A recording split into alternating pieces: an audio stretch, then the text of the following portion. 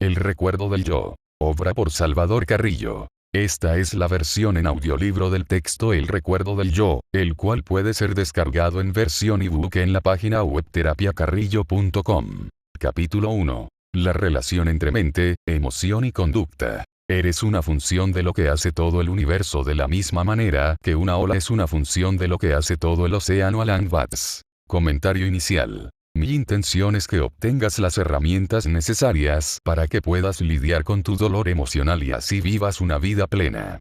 Tarea, que como has de suponer, es más difícil de lo que parece. Sé que quieres que te dé una receta fácil. 1, 2 y 3, y ya está, todo arreglado. No.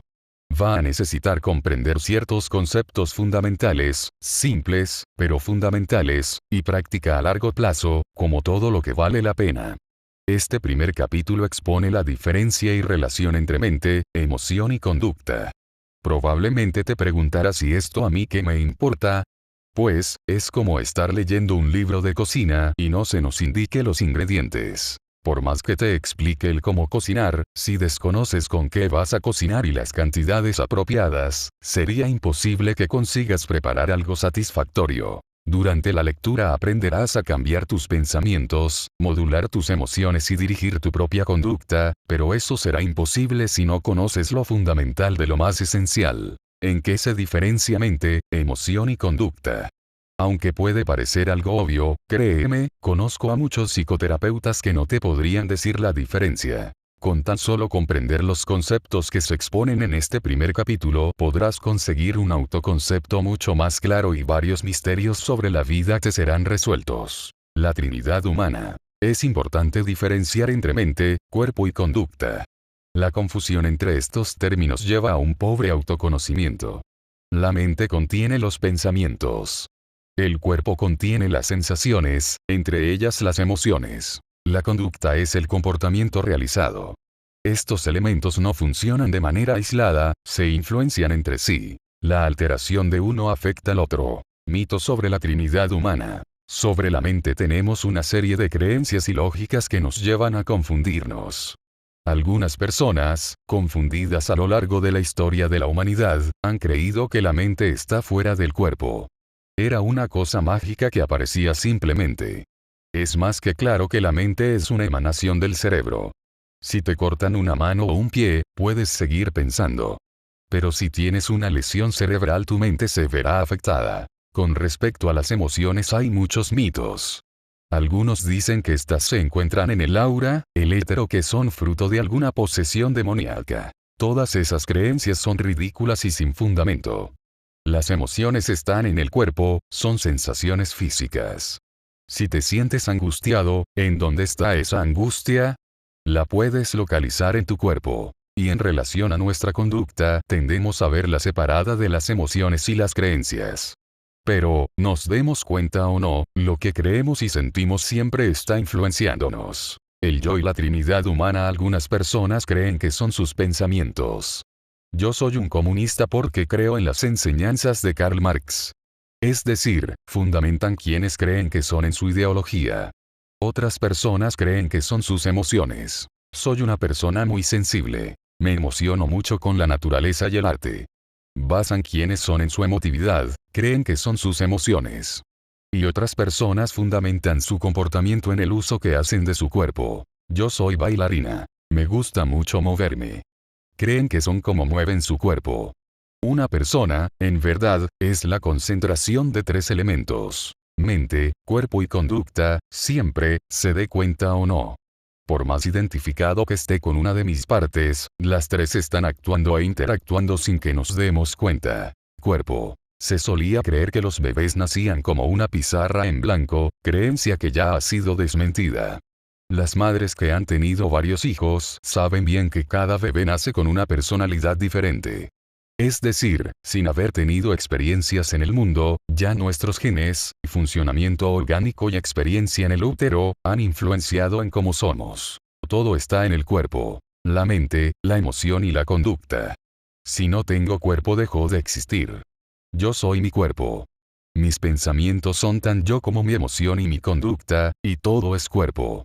Los pensamientos, en contenido, no son hechos físicos, pero sí son hechos físicos las interconexiones neuronales que sostienen a los pensamientos, de la misma manera que el gesto que hago con una mano al bailar no es parte de mi cuerpo, pero sí lo es la mano que realiza dicho gesto.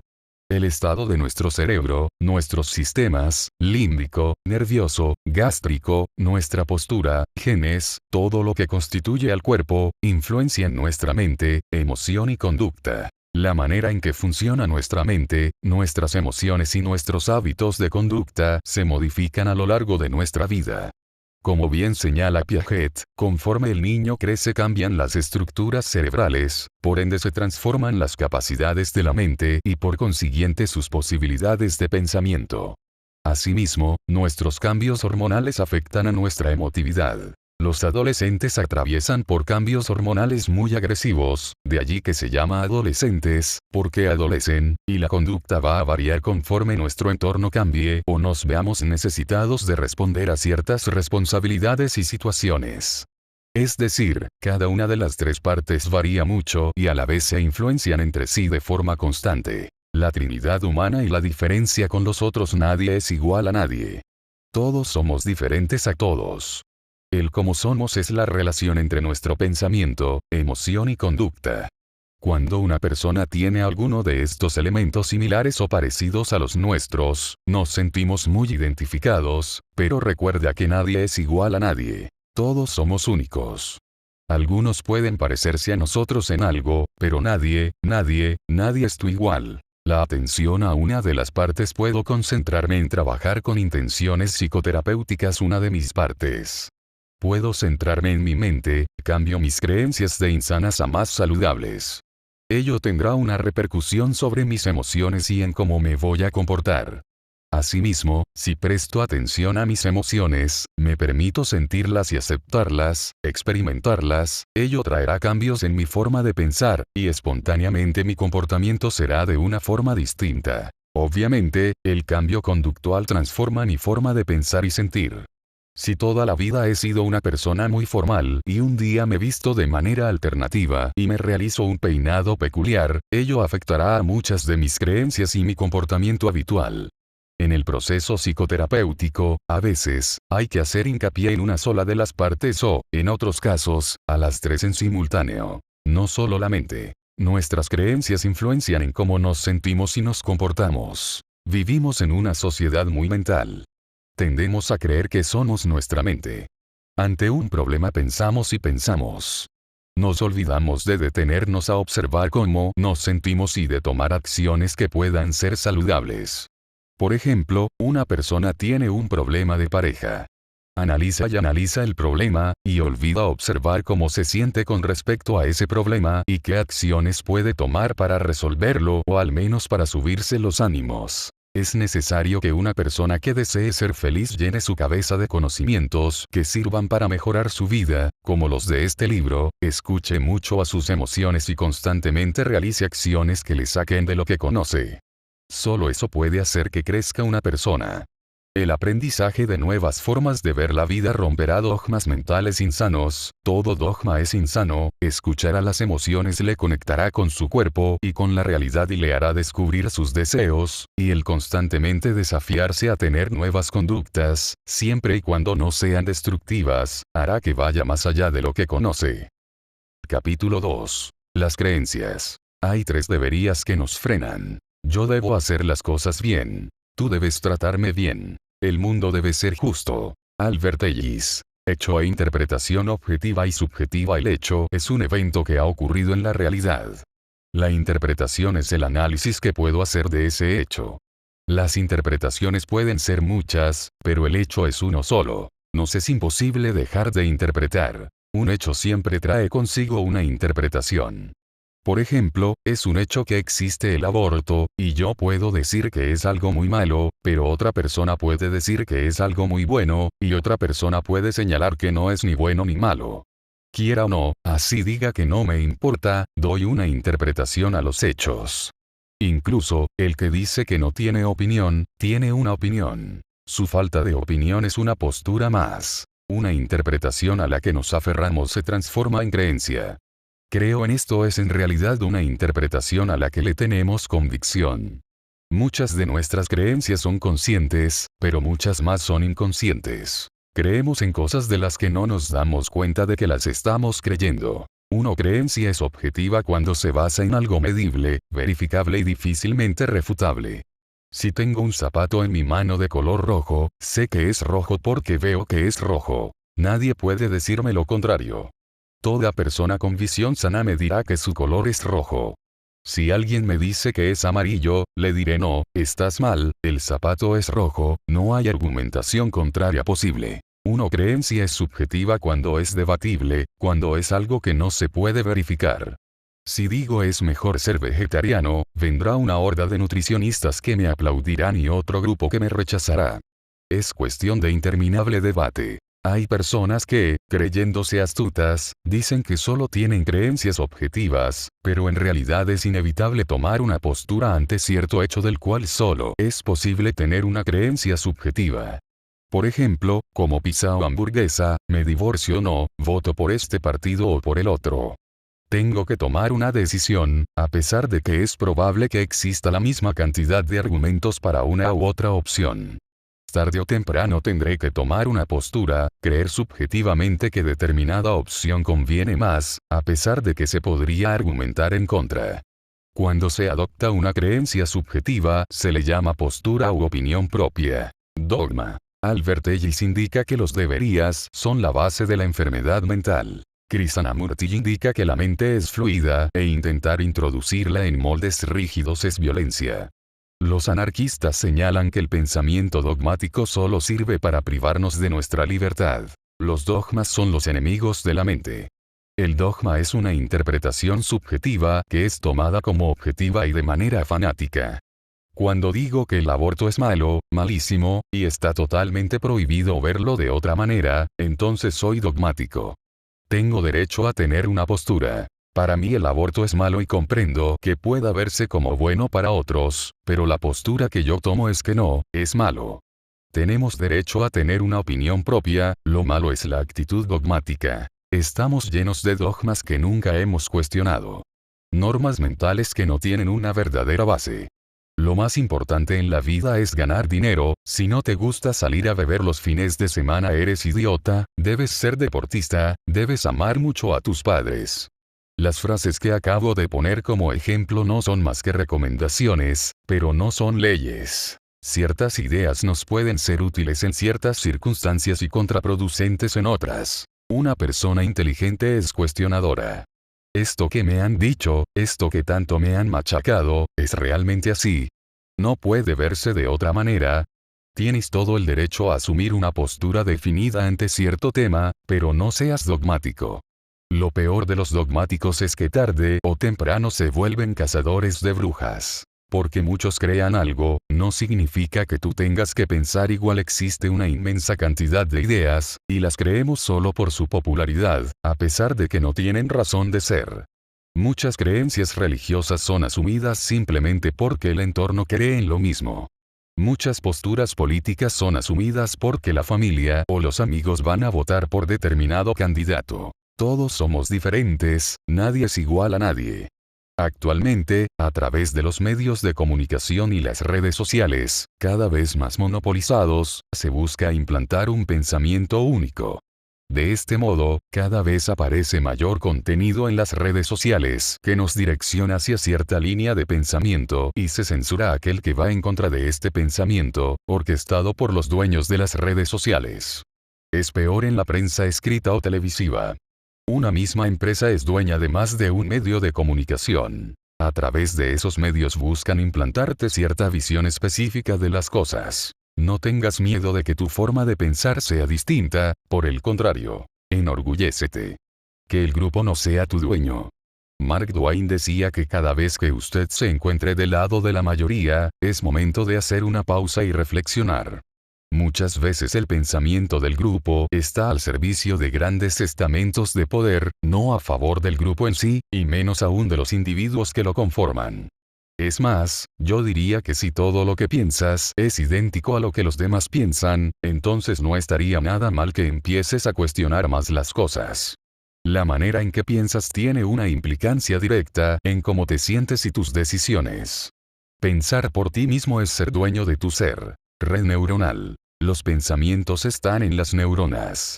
Los pensamientos, al cruzarse entre sí, forman un esquema mental que a su vez se tornan en una red neuronal.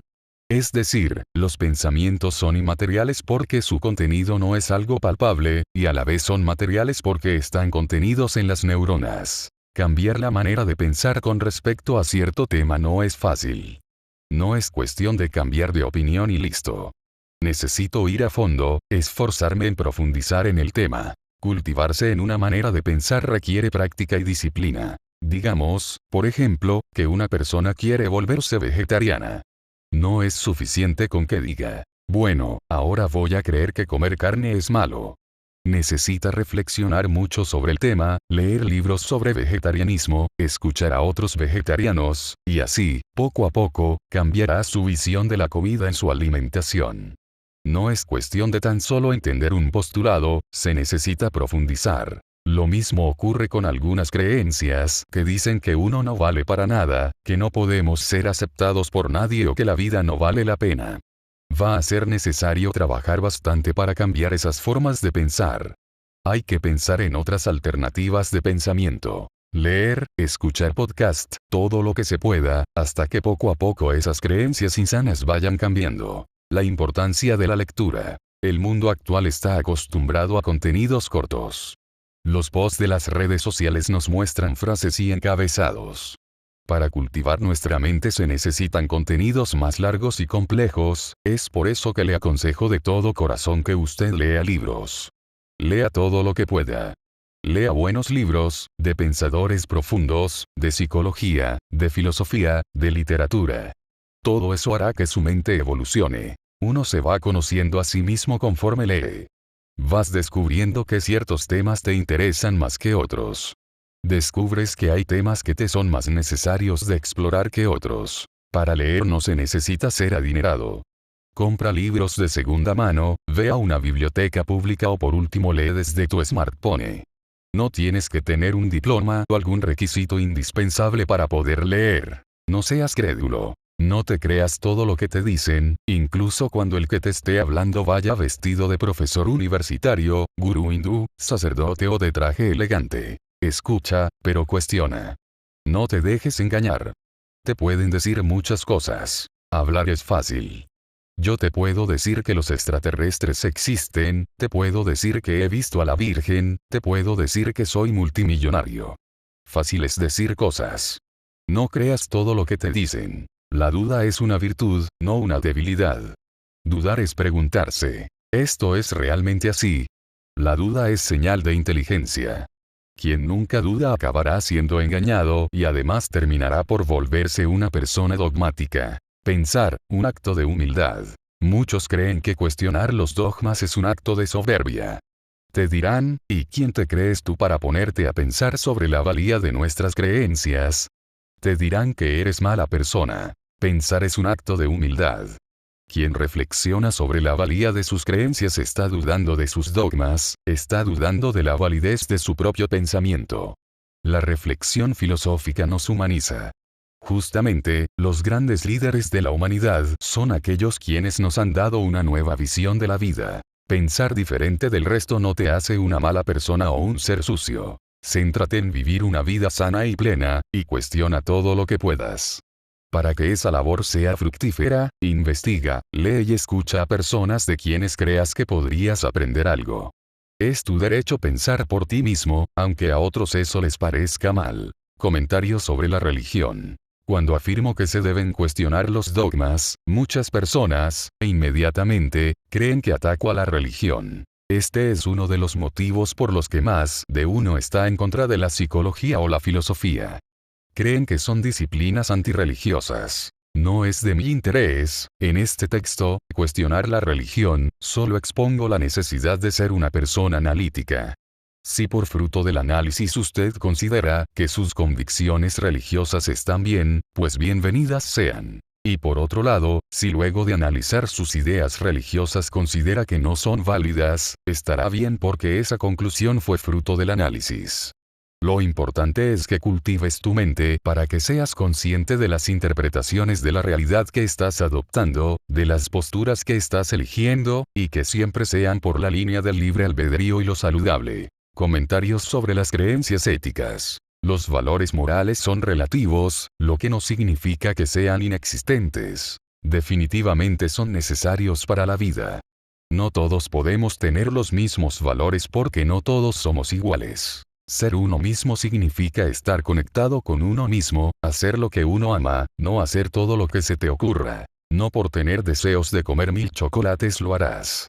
El valor moral del autocuidado te frena. Uno debe validar sus emociones y deseos, lo que no significa forzosamente comportarse acorde a estos.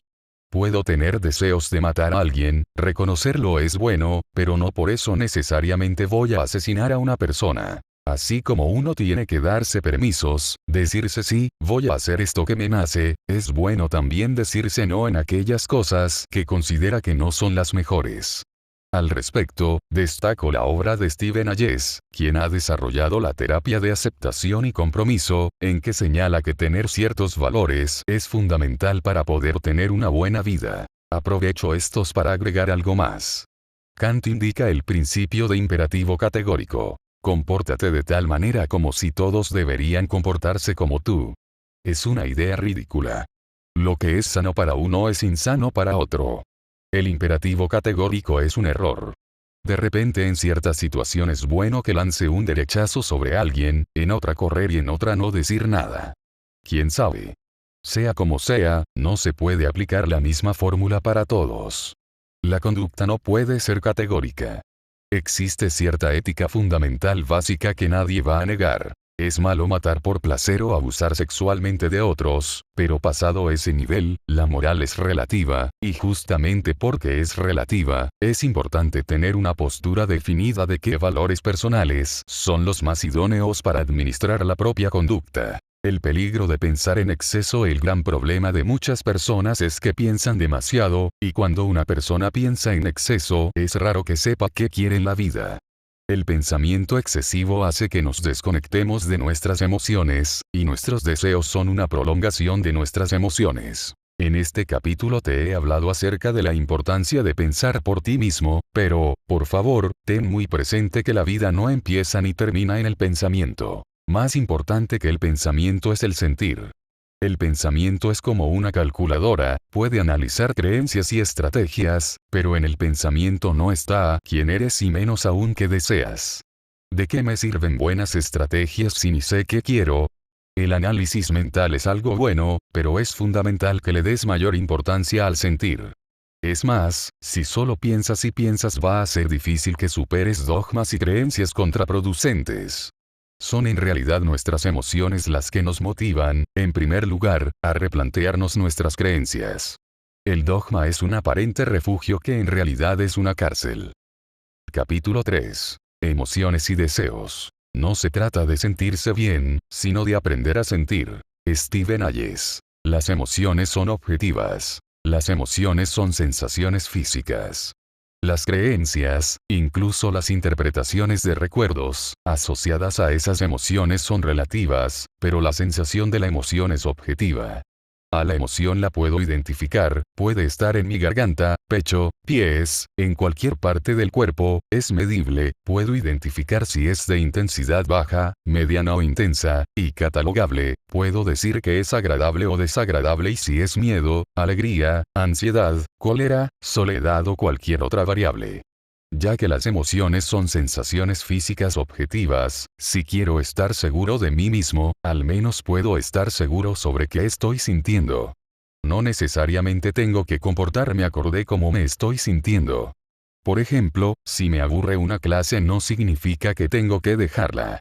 Pero, es recomendable, al menos, que te enteres de cómo te estás sintiendo. Las emociones no son lo mismo que contenido. Piensa en una religión en la que no creas. Digamos vas a una mezquita musulmana, escuchas un bello canto a Krishna o ves una hermosa pintura cristiana del siglo XV. Esa belleza estética provocará hermosos sentimientos en ti. ¿Y? ¿Acaso eso significa que aquello que inspiró ese arte es real? Nietzsche decía, Me sorprende cómo estas emociones tan profundas están basadas en creencias tan superficiales. Al respecto de este párrafo, mi intención es demostrar de qué forma los sentimientos pueden hacernos creer en ciertas cosas que son falsas. Se supone que una persona religiosa cree por una fe consciente de sí misma, no por emotividad o belleza artística. Piensa en tu dolor emocional. Tu dolor es válido, y es importante que lo sostengas y trates con compasión. Pero, ¿cuánto de tu dolor emocional puede estar basado en creencias totalmente falsas? Ideas dogmáticas de unión familiar, triunfo, amor a la patria o estatus. No todo dolor emocional o inspiración se basa en creencias erróneas, obviamente, pero en muchos casos sí es así. La importancia de reconocer las emociones. Muchos creerían que le tenemos rechazo solo a las emociones dolorosas, como la tristeza, pero es común tenerle rechazo también a las emociones gozosas, como la alegría. Las personas suelen tenerle rechazo, en general, a todas las emociones. Como bien señala Gabor Mate, la base de la adicción es la evasión de las emociones. ¿Por qué una persona es alcohólica? Para no sentir, para evadir lo que siente. La cocaína da sensaciones de poder y fuerza. ¿A quién le atrae esa droga? Justamente a quien no le gusta sentirse frágil o débil. Lo mismo aplica a la adicción al trabajo o al celular. Stephen Hayes indica en su libro Sal de tu mente, entra en tu vida que todos los trastornos de ansiedad tienen en común la evasión emocional. Es muy peligroso negar las emociones. Estas no son opcionales. No es opcional como uno se siente. No puedo no sentir lo que siento. Tu emoción es parte de ti. Acéptala, mírala con comprensión, es una expresión de tu ser. Validar no es lo mismo que estar de acuerdo. Validar una emoción no es lo mismo que ésta te agrade o que estés de acuerdo con lo que ocasionó la emoción. Por ejemplo, alguien te dice tonto y te molestas. Puedes validar el hecho de que estés molesto, eso no significa que te agrade sentirte de esa manera y, menos aún, que seas tonto. La emoción es solo una sensación. Validar la emoción es aceptar el sentir de lo que estás sintiendo, es validar la sensación. El rechazo a la alegría y la calma. Muchos creen erróneamente que solo le tenemos aceptación a las emociones desagradables. Están equivocados. Muchas personas sienten aversión a sentirse bien. Todas las emociones son pasajeras, incluidas las agradables.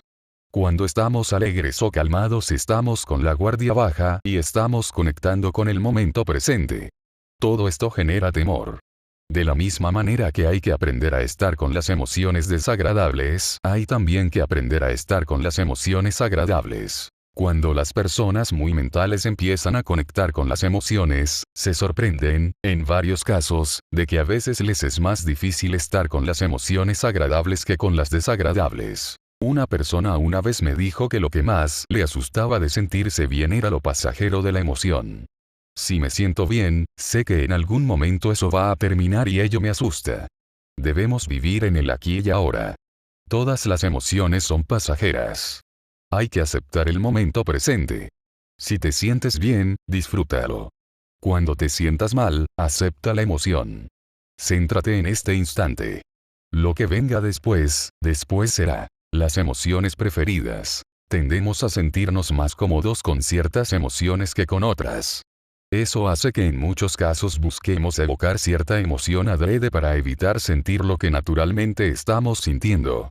Hay personas que ante la tristeza buscan pelearse con alguien para sentir ira, pues consideran que la tristeza es debilidad. Con la ira se sienten fuertes. Hay personas, en cambio, que ante la ira buscan inducirse tristeza, pues consideran que las malas personas sienten ira y las buenas personas sienten tristeza. Emociones y libre albedrío. No tienes poder sobre cómo te sientes. Digamos que odias sentirte triste. Pues, en algún momento vas a sentirte triste, no puedes escoger no sentirte triste nunca. No estás libre de la emoción de la tristeza. En general, no puedes librarte de las emociones desagradables. Debes aceptar que esas emociones son parte de ti. Los deseos son una prolongación de las emociones. Si no sabes qué deseas, entonces dedícate a observar tus emociones y poco a poco se te irá revelando qué quieres. Las emociones no son algo a controlar, sino una parte de ti con la cual tienes que desarrollar un vínculo armónico. Emociones y crianza. Muchas personas han crecido en ambientes en que ciertas emociones están prohibidas. Todos hemos escuchado el dogma: los hombres no lloran. Hay hogares en los que la cólera o la tristeza están prohibidas. Hay muchos padres que castigan a sus hijos por sentir emociones que supuestamente no deberían estar sintiendo. Mamá, me siento triste. Ya, cállate y come tu comida. Esto causa un cortocircuito en la cabeza de los niños. Aprenden a ignorar lo que sienten. Cuando uno crece en un hogar así, de adulto no sabe qué quiere de la vida, porque los deseos son una extensión de las emociones. Se sienten desconectados del mundo, porque las emociones te conectan afectivamente con la realidad. No saben quién son, porque parte central de quién es uno es la sensibilidad, las emociones y la fortaleza. Las personas solemos estar obsesionadas con si somos débiles o fuertes. Hay una diferencia entre ser frágil y sentirse frágil. Muhammad Ali dijo en una entrevista que sentía miedo antes de meterse a pelear. Él era débil. Las emociones son emociones. Lo fuerte o débil es nuestra conducta, no nuestra emoción. Las mal llamadas emociones frágiles como la tristeza o el temor son un llamado a protegernos, a valorar aquello que nos resulta importante y a reconectar con nosotros mismos. No son debilidad. ¿Es debilidad sentir hambre o frío? Se suele hacer una relación incorrecta entre autoestima y sentirse seguro. No hay nada más tonto que buscar sentirnos seguros todo el tiempo. Quien nunca quiere experimentar inseguridad tenderá a evitar toda actividad que le provoque esos sentimientos, tendrá resistencia al cambio y andará a la defensiva. Más bien, quien se abre a sentirse inseguro tendrá mayor apertura a conocer gente distinta, a realizar actividades nuevas y estará más abierto a los cambios. Al respecto, recomiendo la obra La sabiduría de la inseguridad por Alan Watts. Humanidad compartida. Muchas personas sienten vergüenza de lo que sienten. Tener emociones desagradables es lo más natural del mundo. Christine Neff, teórica de la terapia basada en la compasión, muy bien señala que debemos tener un sentido de humanidad compartida para bajar el sentimiento de vergüenza por lo que sentimos. Es decir, que cuando nos sintamos mal debemos recordar que lo que sentimos es natural y que muchas personas se sienten tal como nos sentimos. Nuestro dolor no nos aleja de la humanidad, sino más bien son el testimonio de que somos parte de la humanidad. La emoción secundaria. Albert Ellis indica que tendemos a sentirnos mal por sentirnos mal.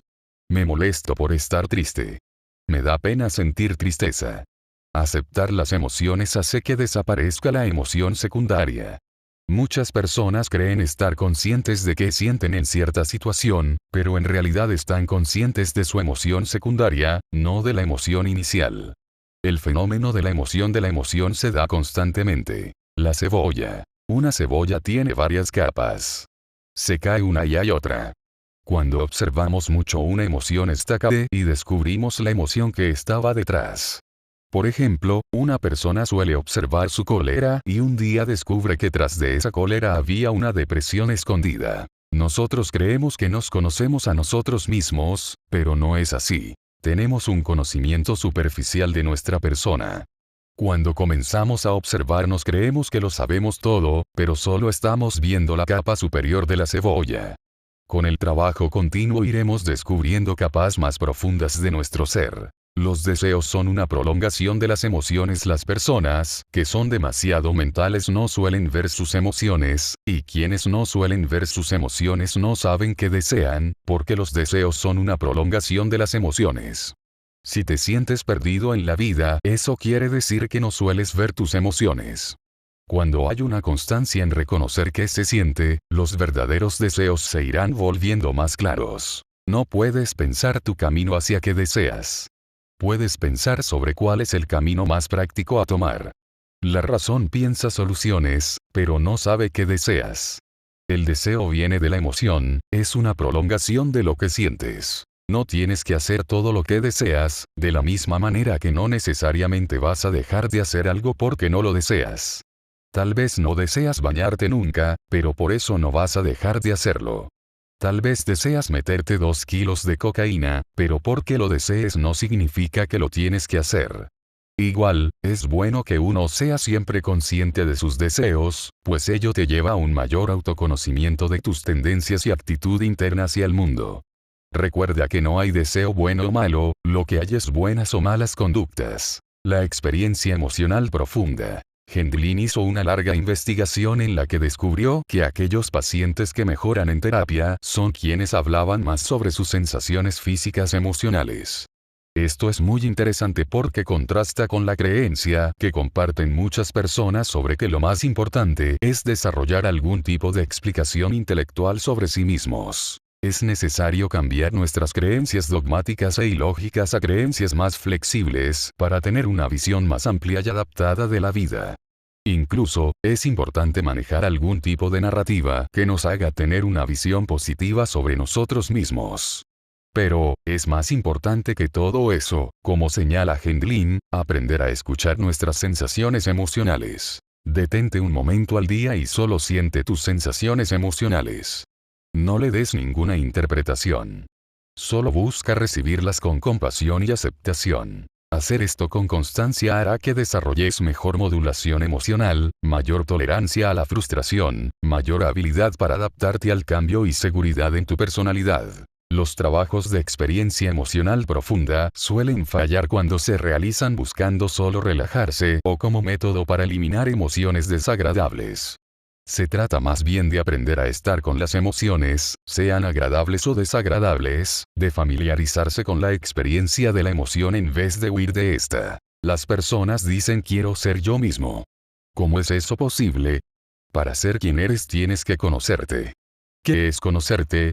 Reconocer tus emociones naturales y validarlas. Y de allí, eso es todo. Solo obsérvalas con aceptación constante, y espontáneamente tendrás mayor certeza sobre tus emociones y habrá cambios positivos en tu comportamiento. Técnica para experimentar a profundidad las propias emociones. Siéntate en un lugar tranquilo y cierra los ojos. Presta atención en qué parte de tu cuerpo estás experimentando mayores sensaciones emocionales. Mide la emoción. Del 1 al 10, ¿cuán intensa es? Categorízala. ¿Es agradable o desagradable? Si puedes, reconoce si es miedo, abandono, soledad, tristeza, alegría, ansiedad. Háblale. Dile frases como por ejemplo, acepto que estés aquí. Me es difícil sentirte y a la vez acepto tu presencia. Te permito que estés aquí el tiempo que desees. Comprendo que tú no eres el problema, sino una reacción a una situación determinada. Sé que buscas ayudarme, no perjudicarme. Gracias por estar aquí. Eres solo una sensación física. No me estoy muriendo ni rompiendo en dos. El pinchazo de un alfiler me dolería más que tú. No te tengo miedo. Te reconozco como parte de mí. Te doy permiso a que estés aquí. Siento calma y a la vez te siento. Puedo sentir calma y a la vez esta emoción. Es comprensible cómo me siento. Esta es una emoción humana. Sé que muchas personas en el mundo se sienten como yo y por los mismos motivos. Sé que muchas personas podrían comprender lo que estoy sintiendo. Tengo derecho a tener esta emoción. Termina por abrir los ojos. Puedes hacer este ejercicio varias veces al día y modificarlo según tus necesidades. Lo importante es que se mantenga una actitud de sentir y aceptar la emoción. Capítulo 4. El autoconcepto. Yo soy yo y tú eres tú. Yo no he venido a este mundo para cumplir tus expectativas, ni tú para cumplir las mías. Fritz Perls. Para decir yo te amo primero debo aprender a decir yo. Ayn Rand. La búsqueda del yo en los otros es fácil perderse en los demás. Las personas suelen comportarse, para conseguir algún tipo de aceptación de los demás, de una manera directa o indirecta. Esto se debe a que están desconectadas de su interior. Cuando no hay una conexión con el mundo interior vivimos absorbidos por el exterior. La mirada interior lleva a la aprobación de uno mismo, lo que hace que sea menos necesaria la aprobación de los demás. Cuando no sabemos quiénes somos entonces buscamos que el otro nos los diga. Nietzsche decía, hablas bien de ti para que luego el otro te hable bien de ti. La necesidad de pertenecer a la idiosincrasia. La idiosincrasia es el pensamiento común de un grupo determinado. Cuando la persona basa su identidad en la aceptación de los demás, obviamente, se vuelve fanática de la idiosincrasia. Es más, la defiende a capa y espada. La idiosincrasia le parece la ley de Dios. Digamos que en un grupo todos se visten de negro. La persona que quiere ser aceptada por los demás va a comenzar a defender el vestirse de negro. Odiará a los que se visten de blanco. Pero, digamos que un día todo cambia. Y ahora la nueva idiosincrasia es vestirse de blanco. Ahora, esa persona odiará a quienes se visten de negro y cantará a los cuatro vientos que el vestirse de blanco es lo mejor. Las personas que viven obsesionadas con comportarse acorde a la idiosincrasia son personas alienadas. Una persona alienada es aquella que vive de espaldas a sus emociones y deseos y no tiene pensamiento propio, piensa lo que le dicen que hay que pensar. La necesidad obsesiva de pertenecer a la idiosincrasia es estupidizante y sumamente nocivo para la salud mental. Recuerdo que una vez en Estados Unidos iba en el auto de un amigo, este puso una música que era un poco fea para mí. Le pregunté por esa música. Me dijo que a él mismo no le gustaba, pero como todos escuchan esa música en donde él vivía, entonces él también la escuchaba. Es decir, ni siquiera en la privacidad de su propio automóvil se permitía ser él mismo. La necesidad de defenderse compulsivamente. Es bueno defenderse cuando te tratan mal, pero es malo buscar defenderse obsesivamente. Hay personas que van por el mundo buscando con quién pelearse. A dónde van encuentran a alguien que de alguna manera o forma los está ofendiendo. Hasta como respiran los demás les ofende. Esta ridícula actitud no es más que una baja autoestima intentando reforzarse a sí misma por medio del triunfo en una trifulca innecesaria. El que se defiende compulsivamente es un bully disfrazado. Un familiar mío es una mujer que siempre hablaba en contra de los hombres machistas. Donde estaba tenía que decir lo mucho que odiaba a los machistas. Y un buen día se casó, ¿con quién? Con un hombre ultramachista. El matrimonio duró varios años. Todos los días se peleaban. ¿Por qué escogió una pareja como esa? Porque a ella lo que más le gustaba en la vida era pelearse con machistas. Si se hubiera casado con un hombre que no sea machista, no tendría con quién pelearse. La obsesión con defenderse todo el tiempo lleva a buscar enemigos, es una pérdida de tiempo inmensa y genera un desgaste emocional y de energías muy importante. La mejor manera de superar esta tendencia es con mayor autoaceptación y comprensión de uno mismo. Rescatistas y víctimas. Hay personas que viven para rescatar a los demás. Está bien solidarizarte por los otros, pero no olvidarte de tu persona. Así como el alcohólico que se olvida de su ser en la bebida, igual hay personas que se olvidan de su ser en la ayuda a los demás. Usualmente debido a una mala educación religiosa, muchas personas sienten que si piensan en lo más mínimo en su propio bienestar, creen que eso les hace unas malas personas. Hay víctimas reales y el victimismo. Si te dispara un delincuente, eres una víctima real, requieres ayuda.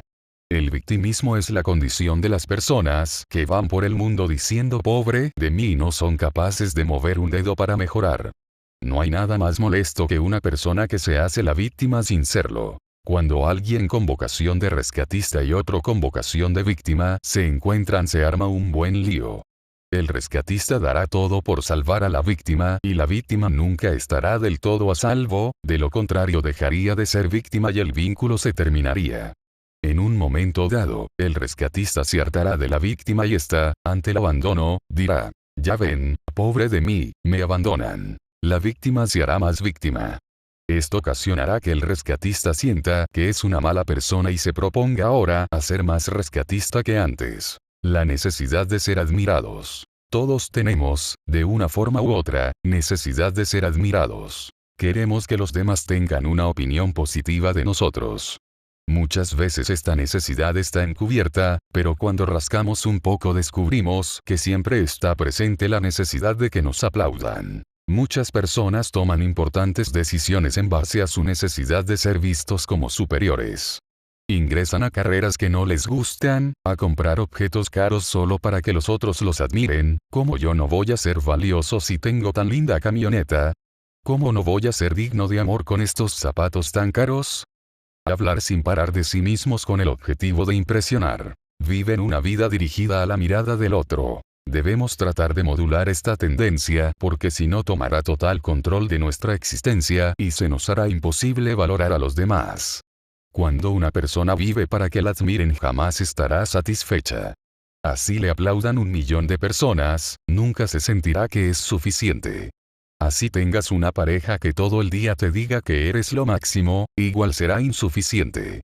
Nuestra gran necesidad de ser aceptados proviene de una falta de autoaceptación. La sensación de no existir. Si siento que existo solo cuando hay alguien validando mi existencia, cuando esté a solas me sentiré como un fantasma.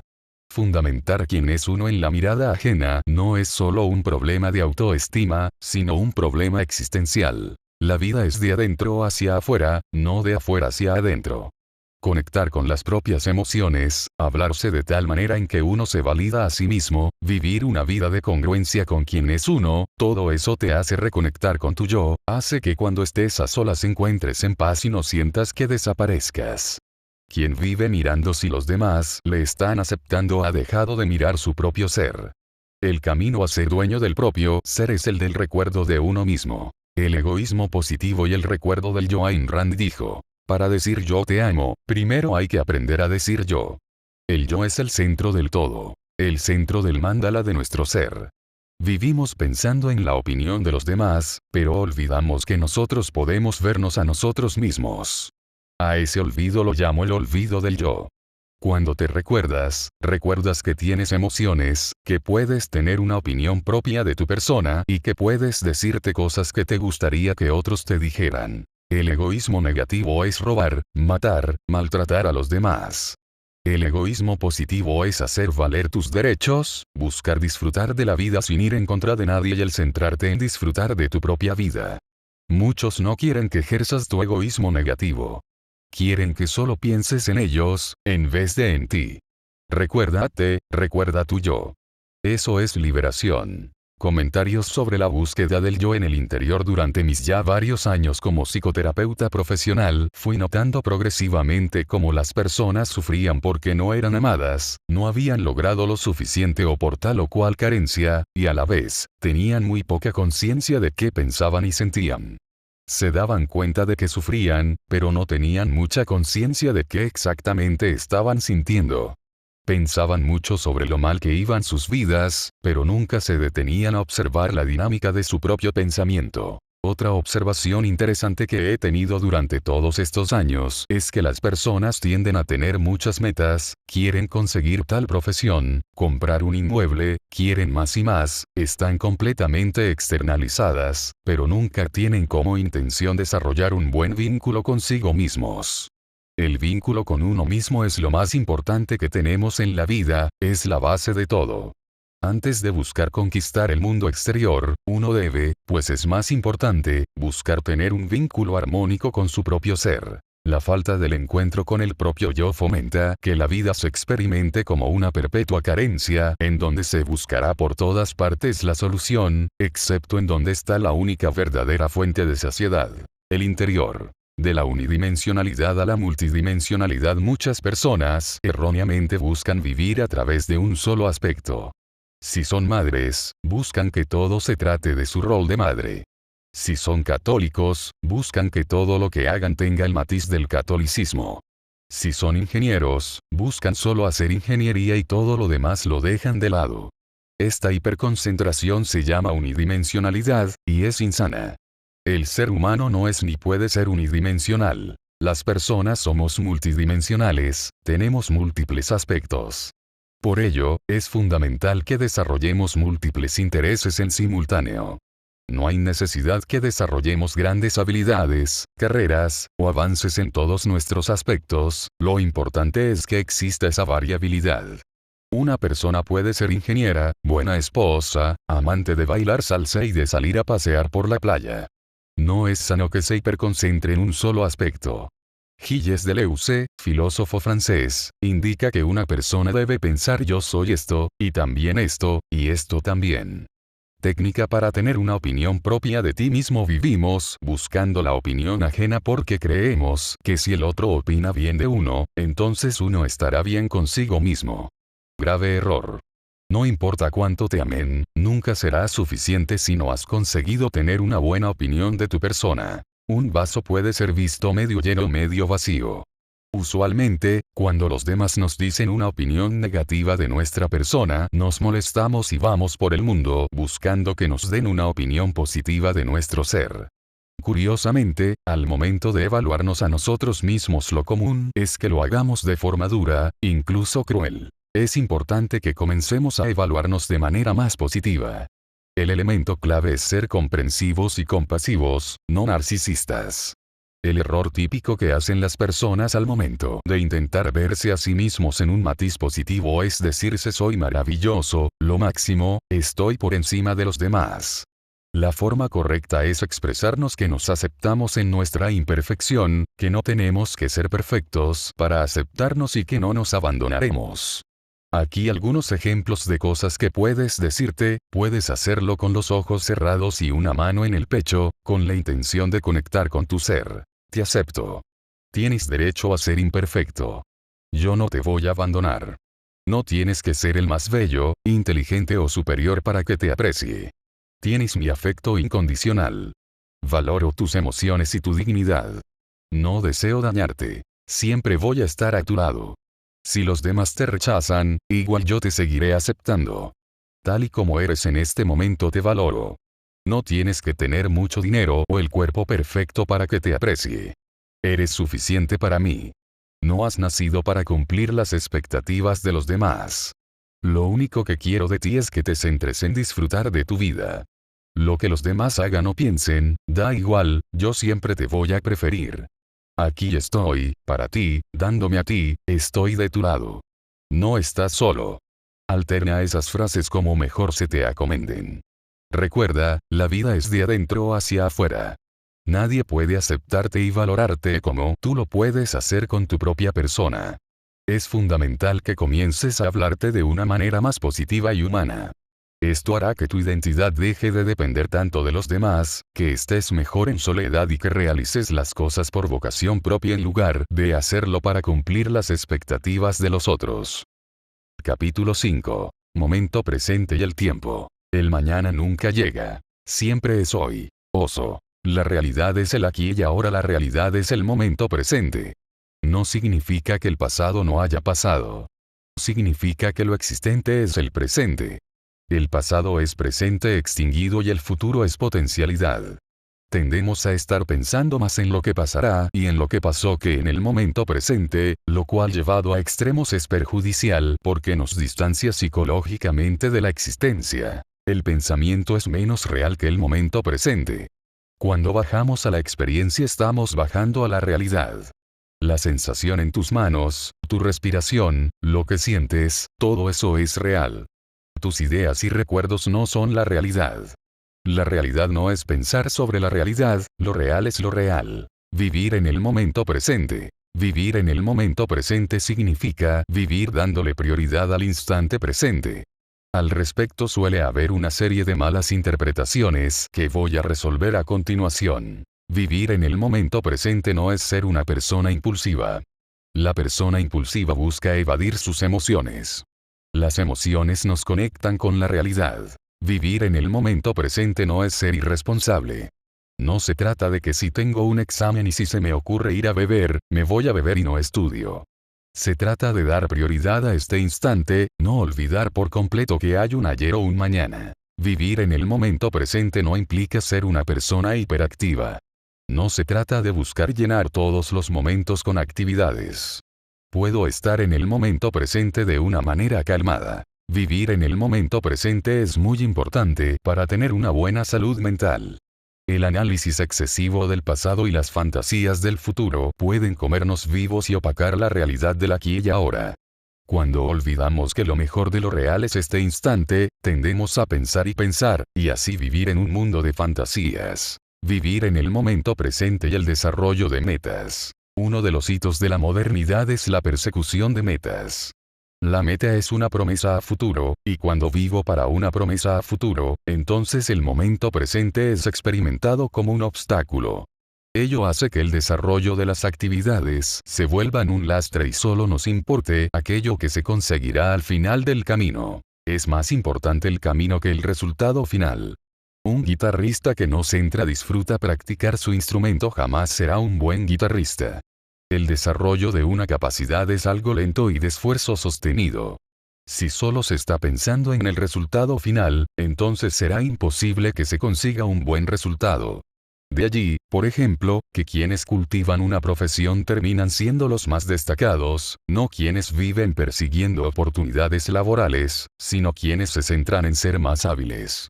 Esta habilidad superior se desarrolla de manera espontánea, porque como tienen interés en lo que hacen, de manera natural buscan aprender. La fluctuación de los eventos. Hay personas que siempre quieren vivir por siempre en el mismo momento. Pasan por un episodio divertido y desean extenderlo indefinidamente.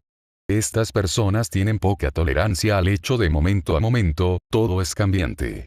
Algunos ejemplos. Un chico acude a una cita romántica con una chica muy linda y agradable. Pasan un momento excelente juntos. Acaba la cita y apenas llegan a casa, el chico le escribe intentando continuar el romance. Al día siguiente durante la mañana, el chico le sigue escribiendo, buscando prolongar todavía más la experiencia romántica. Más tarde, la chica está concentrada en su trabajo y el chico continúa hablándole por mensaje de texto, todavía buscando de prolongar la cita de ayer. La chica se harta y lo bloquea. Una chica es artista. Pintó un cuadro de una bailarina con colores rojo y negro. La felicitaron por su obra. A ella le gustó tanto ese parabién que a partir de ese instante comenzó a pintar versiones de la misma obra. Pasaron los años y su único anhelo era conseguir el mismo aplauso por su pintura de una bailarina con colores rojo y negro. Hace mucho que a ella le hubiera gustado crear otro tipo de contenido artístico, quisiera pintar paisajes y escenas urbanas, pero su deseo por tener el mismo aplauso que recibió en un momento específico se lo impide. No hay mañana. Al maestro Oso le preguntaron en una entrevista: lo que usted enseña es vivir el hoy y no pensar en el mañana. Frente a lo que contestó: no hay mañana. A lo que se refería es que en verdad siempre estamos en el momento presente, el cual constantemente está transformándose. Lo que podamos pensar en el mañana no es más que fantasía. Quien vive pensando en el mañana tiene una relación de conflicto con el presente. Cuando me concentro en vivir en el presente, sin intentar controlar el devenir de las cosas, sin buscar controlar el futuro, entonces aparece una calma, el cuerpo se relaja, la mente se vuelve más lúcida, la existencia deja de experimentarse como un problema y se transforma cada respiración en una celebración. Esta calma nos permite acceder a nuestras emociones más profundas, a nuestros auténticos deseos y a nuestra intuición, y la intuición es la verdadera guía en nuestra vida, nuestra brújula secreta. No hay pasado. ¿Dónde está el pasado? El pasado ya pasó, es un cadáver. Quienes viven pensando en el pasado viven en un cementerio. No importa si vives pensando en eventos pasados dolorosos o gloriosos, es un cementerio. El pasado está muerto. El presente está vivo. Conectar con nuestra fuerza vital implica que conectemos con el presente, pues es en este instante, en el aquí y ahora, donde está lo real, y lo real está vivo. El niño que fuiste fue muy bello y merece que lo respetemos, pero ya murió. Ese niño o niña ya pasó, deja de buscarlo, deja de buscar satisfacerlo. Sus traumas fueron sus traumas. Tú céntrate en tu presente. Cuando conectas con tus emociones y te centras con apertura en el momento presente, la mente comienza a silenciarse. Es la cháchara mental interminable la que te lleva a la ilusión de que el presente está todavía presente. El psicoanálisis ha hecho mucho daño. Les enseñó a las personas que entenderse a sí mismas es entender su pasado. Escudriñan morbosamente en lo que pasó. Las escuelas modernas de psicoterapia no se centran en el pasado sino en el presente, en el aquí y ahora. Entenderse a uno mismo no es desarrollar una narrativa sobre la propia persona. Toda narrativa, yo soy esto por tal o cual motivo, es relativa. El verdadero autoconocimiento viene de encontrarse con las propias sensaciones emocionales. Este encuentro continuo con lo que se siente, de manera abierta y comprensiva, sin necesidad de armar relatos, hará que te comprendas y aceptes mucho más de que si estás observando tu pasado. El secreto está en el sentir, no en escarbar tu pasado. Tu pasado está muerto. Lo que sientes aquí y ahora está vivo. No hay verdad absoluta. Existen verdades absolutas como que 2 más 2 es 4, que hay nubes en el cielo o que los perros ladran. Pero a un siguiente nivel muchas verdades son subjetivas. ¿El aborto es bueno o malo? ¿Es mejor el rock o el reggaetón? Lo subjetivo es inevitable. Cuando algo es subjetivo lo podemos analizar hasta explotar y no llegaremos a ningún lugar. Por ejemplo, ¿qué carrera debo estudiar? Es relativo. Puedo pensar en 1000 opciones, y sobre cada opción en 1000 motivos por el cual sería buena o mala idea.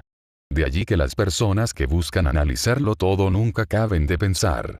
Piensan y piensan, compulsivamente. Para dejar de pensar tanto es necesario centrarse en el sentir. Cuando te enfocas a profundidad en tus sensaciones emocionales, tu mente se silencia. Los deseos son una prolongación de las emociones. Si quieres saber con certeza qué deseas, solo céntrate en el sentir. Poco a poco se te revelará quién eres. Céntrate en el sentir. ¿Qué te llena? Céntrate en el sentir. Tus sensaciones emocionales es un cosmos por descubrir.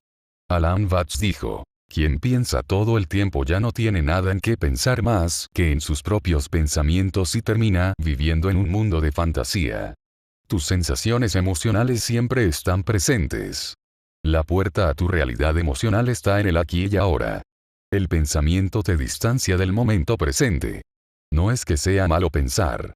Pero, el vicio en el pensar compulsivamente, el sobreanálisis es muerte.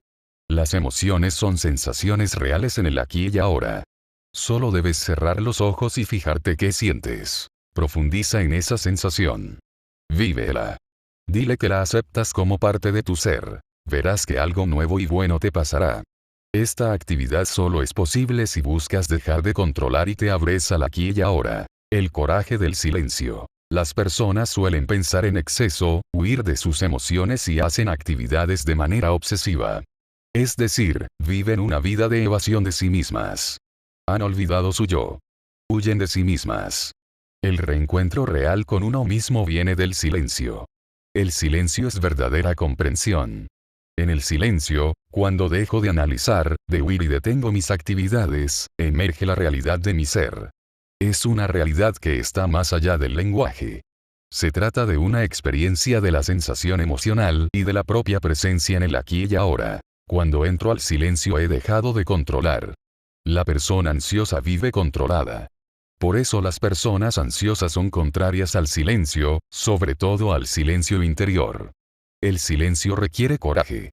Es en el silencio en donde aprendo que la gran mayoría de pensamientos son relativos y que es inútil buscar tener control sobre el futuro. La vida es un flujo incontrolable. Si te internas constantemente en el silencio, poco a poco, te irás dando cuenta de que ese silencio no es vacío, sino que en tu interior hay una fuerza vital muy poderosa que te puede conducir hacia una vida plena. Pero esto no es algo que pueda ser comprendido intelectualmente, solo puede experimentarse. Capítulo 6. El sentido de la vida. En vez de preguntarte de si vales o no, céntrate en disfrutar de tu vida. Albert Ellis. El sentido de la vida es emocional. Las personas muy mentales tienden a tener dificultades para encontrarle sentido a la vida. El sentido de la vida no está en la mente. Mira un árbol. Puedes analizar sus procesos biológicos y simbología antropológica, pero no le encontrarás un sentido. Puedes analizar el amor de pareja. Puros procesos químicos, ¿qué sentido tiene? ¿Para qué el arte? ¿Para qué escuchar música? ¿Para qué gastar dinero en viajar? La mente es una calculadora. Es necesaria para analizar datos y estructurarlos, pero no contienen el sabor de las cosas. Las cosas valen en tanto como saben. Si voy a un museo a ver bellas pinturas es por motivos emocionales. Si tengo un romance con una persona, el sentido de ese romance es el romance en sí mismo. La mente siempre está buscando la instrumentalidad de las cosas. Las emociones, en cambio, conectan con las cosas en sí mismas. El sentido de la vida y el momento presente es difícil encontrarle sentido a la vida si no sabemos vivir en el momento presente. ¿Para qué hacer cualquier cosa si al final nos vamos a morir? La mente siempre está proyectándose desde el pasado hacia el futuro, le molesta quedarse en el aquí y ahora. Cuando conectamos con el momento presente, ese instante parece infinito. Si estoy en casa y comienza a llover, cierro los ojos y disfruto de la belleza de la lluvia. Siento su sonido. No tengo que hacer nada más. Si comienzo a analizarlo me diré que estoy perdiendo el tiempo, es solo lluvia, ¿para qué me sirve? Pero cuando me abro por completo al momento presente y me permito sentir, esa lluvia me parece sagrada. Ese instante tendrá un inmenso sentido. El ego le roba sentido a la vida, se nos ha inculcado, probablemente tenemos algún gen, buscar ser los superiores. Siempre queremos ser importantes, exitosos y populares. Tanto así que estos factores se vuelven más importantes que disfrutar de la existencia misma. Muchas personas no viven para disfrutar de vivir, sino que viven para impresionar a los demás, para que los amen, para sentirse importantes. Este condicionamiento le quita el sabor a todo lo que se hace. Las cosas que tienen un sentido en sí mismas. La belleza del sonido de la lluvia encuentra su sentido en su belleza misma. La belleza de una buena amistad encuentra su sentido en sí misma, no necesita que se le agregue algo más allá de eso. El ego es esta necesidad de que los demás nos rotulen como algo en especial, lo que produce la destrucción de toda experiencia hermosa. Si escucho la belleza de la lluvia, ahora es para decirle a los demás lo sensible que soy y así me aplaudan. Si tengo una buena amistad, es solo para impresionar a los demás, que soy amigo de fulano de tal quien tiene mucho dinero o prestigio. Este condicionamiento al ego hará poco a poco que nos alejemos del disfrute emocional del aquí y ahora y nos llenemos de angustia. A más ego, menos sentido de la vida. A más sentido de la vida, menos ego. La necesidad compulsiva de tomarnos a nosotros mismos en serio le roba a toda situación su belleza. El comienzo de la sabiduría y de vivir plenamente es aprender a reírnos de nosotros mismos. Es muy difícil que una persona le encuentre sentido a la vida si se toma a sí misma muy en serio. Las personas más desagradables son aquellas que se creen especiales. Hay que tener un sentido de dignidad y a la vez reconocer que hay elementos en nuestro ser que son cómicos. Todos valemos como personas y a la vez tenemos características ridículas. Es bueno no tomarnos a nosotros mismos tan en serio. Si andas por el mundo con la nariz alzada y quieres que te traten como una deidad, pues vas por mal camino. Todos somos seres humanos imperfectos. Y verás que conforme más seas capaz de reírte de tu persona, te dolerán menos las críticas. Ser demasiado serio le quita sabor a la vida, la vuelve aburrida y violenta. El sentido del humor es una extensión de la inteligencia. Muchos buscan burlarse de los demás, pero se ven a sí mismos con mucha seriedad. El verdadero sentido del humor debe iniciar por reírse de uno mismo.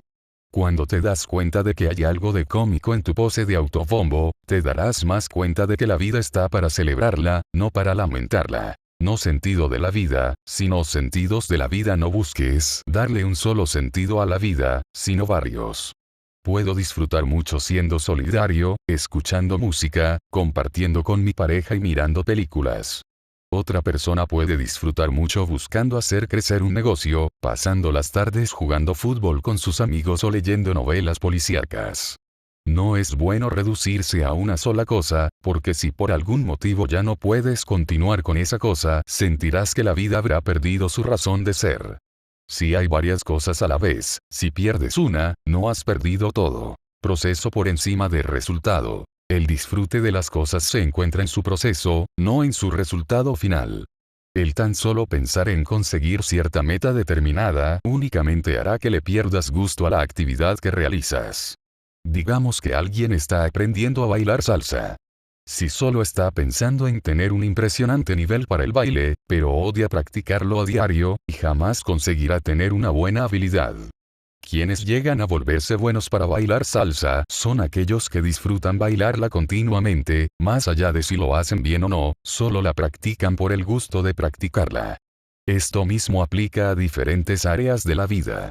Digamos que conoces a una persona atractiva. Tú hace mucho que quieres una pareja. Entonces te desesperas y apenas se conocen ya quieres casarte. Te quieres saltar el proceso de conocerse mutuamente y profundizar en el vínculo. Esto, en la mayoría de los casos, causará que les vaya mal. Para la persona desesperada por conseguir pareja, el proceso de conocerse es desagradable. Solo quien aprende a disfrutar del proceso de que se vaya formando la relación puede llegar a tener éxito en el área sentimental. El perfeccionismo arruina la diversión. Hacer las cosas solo si se hacen bien arruina cualquier diversión. Digamos que se cuenta un chiste, pero el chiste tiene que ser perfecto, de lo contrario no debes contarlo. Eso es totalmente opuesto al espíritu juguetón de contar un chiste. Digamos que te gusta pintar, pero tienes que hacer una pintura perfecta, entonces tu arte será un martirio, no un goce. Digamos que tienes una pareja que te exige que cumplas tu rol con ella de manera perfecta. Debes ser el esposo o esposa perfecta. La soltería es preferible si ese es el requisito. Nada que es hecho con perfeccionismo es disfrutable. Uno puede procurar hacer las cosas lo mejor posible. No hay nada de malo si alguien quiere ser cada vez mejor bailarín, por ejemplo. El problema es cuando se nos exige la perfección y que nada más que la perfección. Es más, la perfección nos lleva a alejarnos de aquello que amamos. Hay personas que aman escribir ficción, pero se esfuerzan tanto que acaban por abandonarlo. Creen que se tienen que sentar 10 horas diarias, que la redacción debe ser ultra impecable y que cada página que escriban debe estar a la altura de los grandes genios de la novela. Pasada una semana esa persona no va a querer escribir más.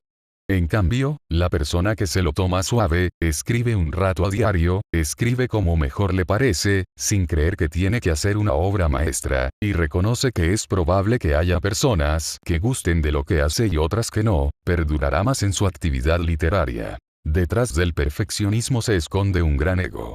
La persona cree que si hace algo perfecto entonces eso la hará una persona perfecta. No hay perfección en esta vida, así que céntrate en disfrutar de tu imperfección. Al respecto, el destacado psicólogo Albert Ellis indica que todos somos imperfectos, todo lo que hagamos será imperfecto, todos nuestros vínculos son imperfectos y en general la vida y el mundo son imperfectos. Así que, céntrate en disfrutar de tu vida, no en ser perfecto. Memento mori. Memento mori es una frase latina que significa recuerda que vas a morir. Es una frase que utilizaban los romanos para combatir el ego. Todos vamos a morir, nos guste o no. Tus seres queridos, tu mascotita, tú, todos somos mortales. La característica principal de la vida es la muerte. Esto no debe ser causa de sufrimiento, sino de recordatorio a no tomarnos tan en serio todo. La vida no es mañana.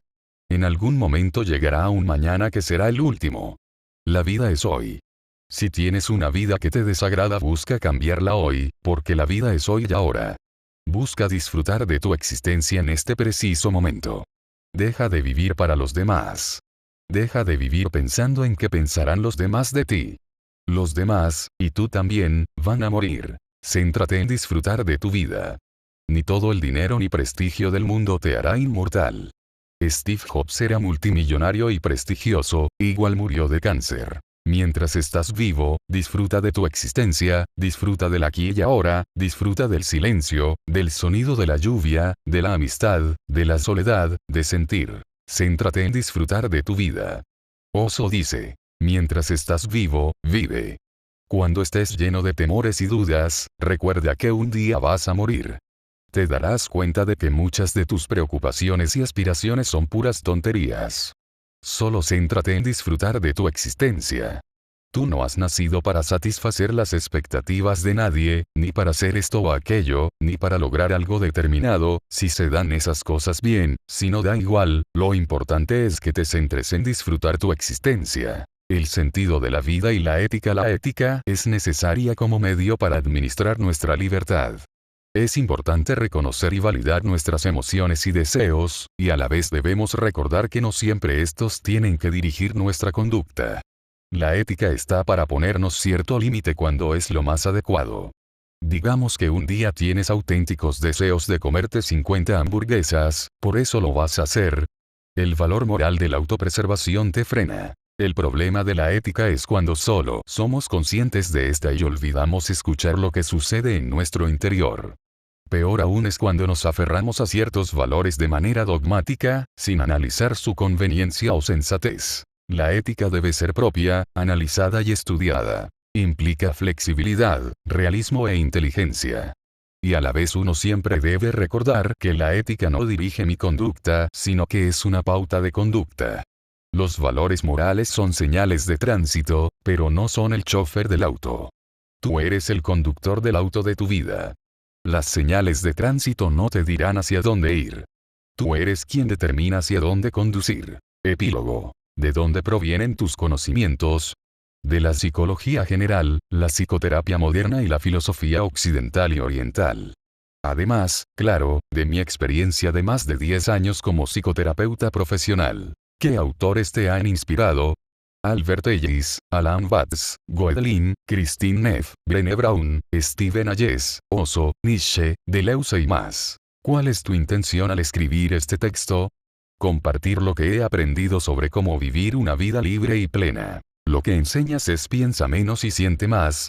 Puesto de esa manera podría llevar a distorsionar lo que estoy planteando.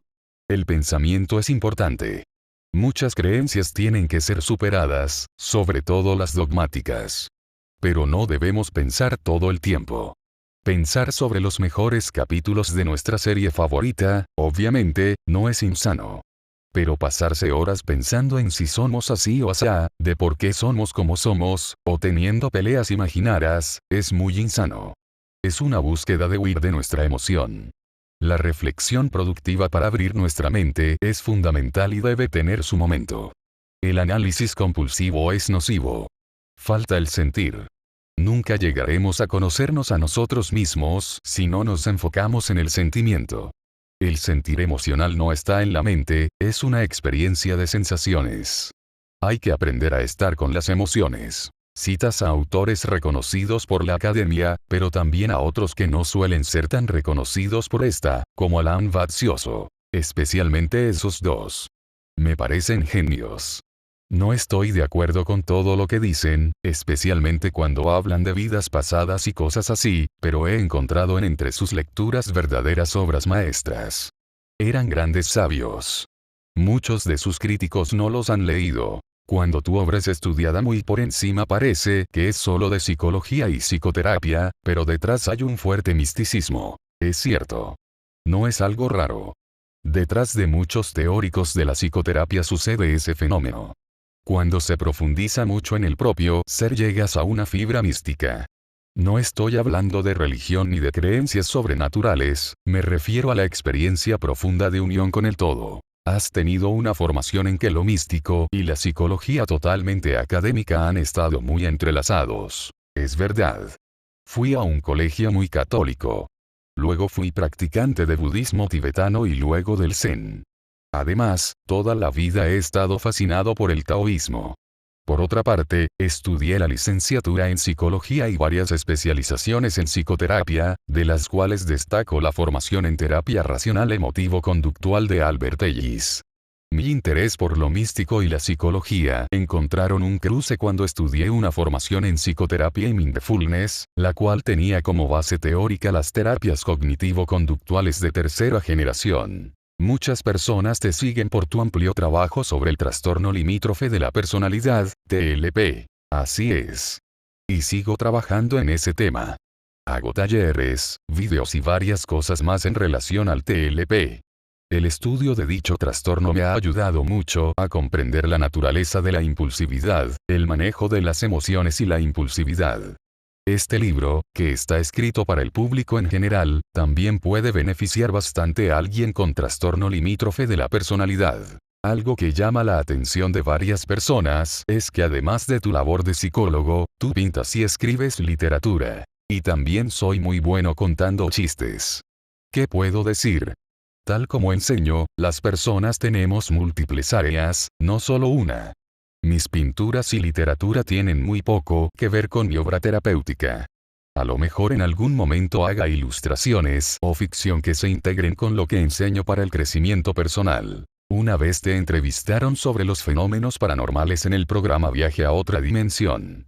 ¿Sigues investigando sobre el tema? Es un tema que me interesa mucho. No he escrito ni realizado mucho contenido acerca del tema. La entrevista que me realizaron fue por una charla que di al respecto.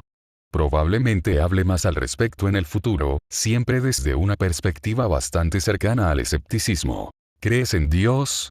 No en el Dios que cree la mayoría. Soy deísta, creo en Dios pero en ninguna religión. Y el Dios que creo para mí es un misterio, al cual puedo acercarme cuando me aproximo a mi propia vitalidad. Pero no estoy muy seguro si es una entidad consciente o pensante. No tengo idea de qué sea Dios. ¿Eres budista? No. He practicado el budismo en algunos momentos de mi vida, pero nunca he sido budista de verdad. Simplemente porque no estoy de acuerdo en todo lo que enseñan y menos aún creo en sus mitos, como el de la reencarnación. No soy seguidor de nada, ni de nadie, solo sigo mi voz interior. Si estoy próximo a alguna corriente, se podría decir que al trascendentalismo y al anarquismo individualista. Vale la pena escribir en un mundo donde cada vez hay menos lectores, peor aún desde el Perú, en donde a la gente en general le interesa muy poco la lectura. ¿Para qué vivir si vas a morir? El sentido de la vida es vivir. Escribo porque es una de mis maneras preferidas de desarrollar mi ser. Desde esa perspectiva siempre valdrá la pena, haya 1 o millones de lectores. ¿Cuál es el secreto de la felicidad? La libertad. Ser feliz es ser libre. Y no se puede ser libre si no sabes qué deseas. Y no puedes saber qué deseas si estás atrapado por dogmas y si no escuchas lo que sientes. ¿Cómo se debe vivir? Todos somos diferentes. Lo mejor para mí no es lo mejor para otro. Para algunos lo mejor es casarse, tener hijos y trabajar en una oficina. Para otros es irse a vivir a la selva. Lo importante es que vivas la vida que es mejor para ti. El rechazo a nosotros mismos hace que le tengamos rechazo a buscar formar nuestra propia vida, entonces ello hace que busquemos ideologías. Las ideologías son enemigas de la libertad. Cuando hablas en contra de las ideologías a mucha gente le gusta, pero les molesto a las personas religiosas. No me interesa promover ni perseguir a la religión. Yo solo expreso la verdad tal y como la concibo. Mis palabras no son para agradar a todos, sino para liberar. ¿Qué consejo le puedes dar a una persona que está desesperada? Que no se odie a sí misma por cómo se siente. Esa persona debe sentarse a sentir su desesperación. Debe buscar aceptar con compasión esos sentimientos. Eso le traerá calma. Es mucho mejor que llenar la mente de pensamientos interminables. El estar con lo que se siente nos da una sensación de ser dueños de nosotros mismos y mayor calma para confrontar lo que tenemos que confrontar. Asimismo, que se centre en disfrutar de su vida, no ha nacido para probar nada a nadie ni para ser perfecta. Ayn Rand dice que para decir yo te amo primero debo aprender a decir yo, y Fritz Perls, creador de la terapia Gestalt, dice, yo soy yo y tú eres tú, yo no he nacido para cumplir tus expectativas, ni tú has nacido para cumplir las mías. El egoísmo sano es muy importante. El egoísmo insano es ir en contra de los demás, como un bullo o un estafador. El egoísmo sano es centrarse en disfrutar de la existencia. Esto les causa mucha culpa a las personas. Le tienen rechazo a la alegría de disfrutar pensando en sí mismos. Hay que aprender a sentir. Así como hay que aprender a sentir los sentimientos de tristeza o cólera, también hay que aprender a aceptar la alegría. En todo lo que hablas, ¿dónde está la ética? Muy presente.